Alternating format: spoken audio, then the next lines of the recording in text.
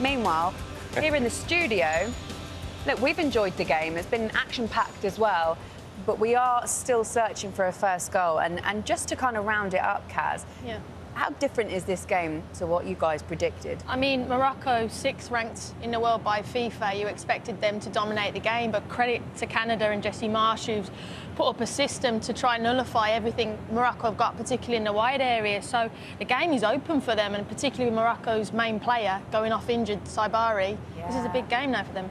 For Canada, 4 shots, 2 on target. But they've had the best chances, haven't they?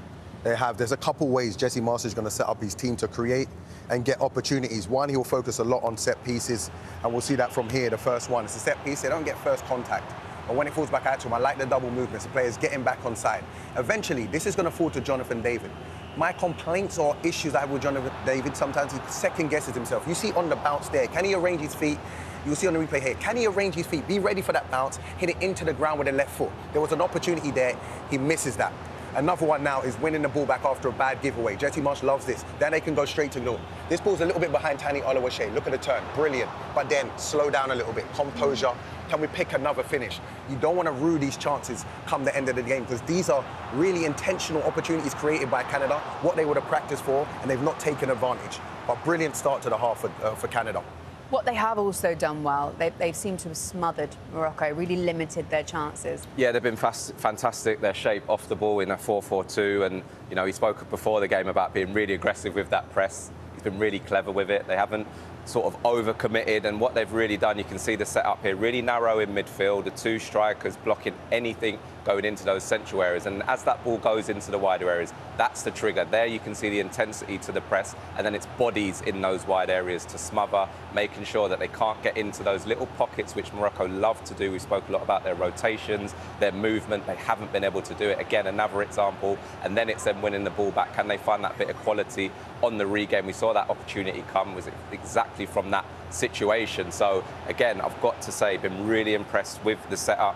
At the moment, Morocco just haven't quite figured this out yet. When they are on the ball, look, they're getting no time, 1 touch, 2 touch, getting pressed. And for Canada, it really is about making more of those regains. That's what I'm excited to see, or curious to see, from the Moroccan coach now, because he is a tactician. So how are you going to do that? How are you going to deal with that? Because they've been completely nullified. So what's the reaction from the coach? I'm intrigued to see now. What do you think the reaction is going to be, Bradley? I think they have to figure out something, because Jesse Marsh and Canada feel comfortable right now. We were talking down in the green room, and we're thinking maybe you switch the play. Jesse Marsh sets up his team in a net. He likes it to be compact. So it's a lot of room for the wide players to cover. If they can switch the play earlier. Didn't you do that when you played against? Yeah, we used to play at Red Bull. We used to be very compact. We called it the net.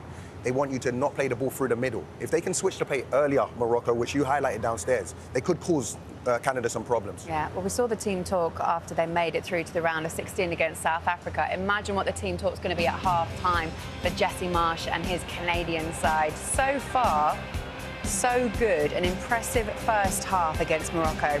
But they need a goal. Let's see what happens in the second half between these two teams. 0-0 at the break.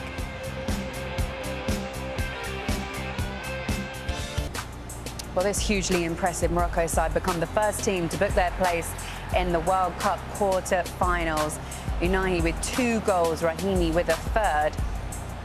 Morocco scored with all 3 shots on target in the second half and become the first African nation to reach 2 World Cup quarter-finals, and they just so happen to be back-to-back, the end of the road for Jesse Marsh's Canada. But he can be proud of his team, and we'll take you through exactly what happened in that game. The first half was really a masterclass for Jesse Marsh in Canada, who doesn't want the cameras this time to be surrounding their team talk. Usually it's something he welcomes, but I imagine this is a moment of privacy for that Canada side. They're going to be deeply disappointed, especially with what we saw in the first half, JB. Yeah, of course, because they had some really good moments. Again, we spoke about them being able to control the game without the ball, really dictate where they wanted Morocco to go, and they weren't able to find answers to that. But what you need to do when you're having good spells and you're playing against a really good team who hadn't quite turned up yet is take those opportunities when they came. They had 1 or 2 in the first half, weren't able to do that. They weren't clinical enough, completely opposite to Morocco in the second half, and ultimately, you know, that was the difference. Well, let's see how the floodgates opened, Bradley. That first goal coming from Unahi. It was a brilliant finish and a well-worked goal by Morocco. It seemed to me throughout the game they found a sweet spot on the top of that edge, on the edge of Canada's box. You know, you just see here, it's well-worked, and we can get into that after. I want to talk about the finish from Unahi. a lot of players in this moment think they have to go for power and extra precision.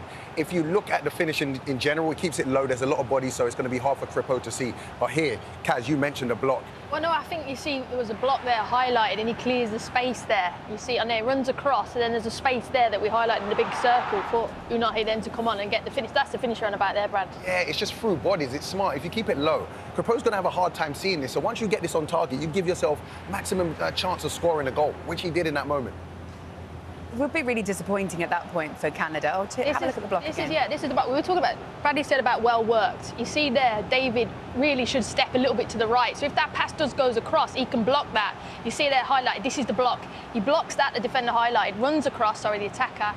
Then the space opens up for that finish. That's why he can keep his eye on it, he can concentrate. It's really well worked. Go on, Brad. And you see Jonathan David there, it's like he realises it's too late, Joby. Yeah. He knows, maybe I should have stepped to the right here. Ahmed tells him as well, take a step to your right, it's too late. When you're playing against the best teams, that's all they need. Half a chance and you're punished.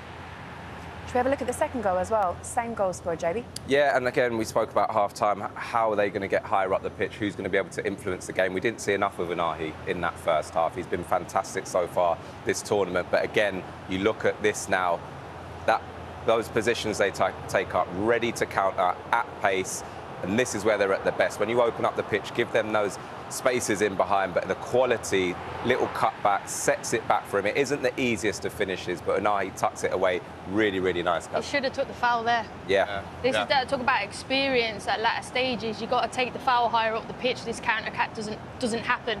You might take the yellow card, and a lot of people will be home going, Karen, why are you saying that? But it keeps you in tournaments. It's game management as well. That counter-attack wouldn't happen. And look, it's a great finish, though. It's so unselfish by Brahim Diaz, too. You know, in these moments, you can go and get yourself a goal yourself, but it's the Cruyff turn, looking up, getting your head up, and just a nice layoff to Nuhi to just finish that. Really good performance in the second half for Morocco. I asked you three at half-time how they were going to replace Saibari's goals. And look, Rahimi came in and got the third, Kaz. Oh, he was great, and he hit the post as well. He had another chance, but yeah, we were worried, weren't we? Because he's a constant threat in behind, but he was a great substitute. And we questioned the manager, not questioned him, but said, okay, manager, you're a tactical expert, what are you going to do? And Rahimi was brilliant. You know, he's strong, hold-up play. Without that kind of hold-up play, this goal doesn't happen. Absolutely. And then the composure sorts his feet out. Bradley, you're the striker here. You touched on it. This play here, Kaz, brilliant. That's what you need from your number 9. But don't just do that. Now get on your bike, go into space. But wait, he's going to say, let it roll a little bit, half a second. That sucks Kripo out. That opens up the angle. You see Kripo, now he thinks he's got a chance. No, you don't. Sorry, my friend. And then a little finish into the far corner, Joe. And I think the depth, you know, we spoke about where Morocco has evolved as a team. To lose your star striker, then have Rahimi to come on. We spoke about Bouadi, you know, you've got Amrabat coming on to back him up. And I think in terms of 4 years ago, they probably didn't have that same depth. Whereas now, not just the team that's starting, they've got real talent to come onto the pitch. 4 years ago, they made it all the way to the semi-final. This year,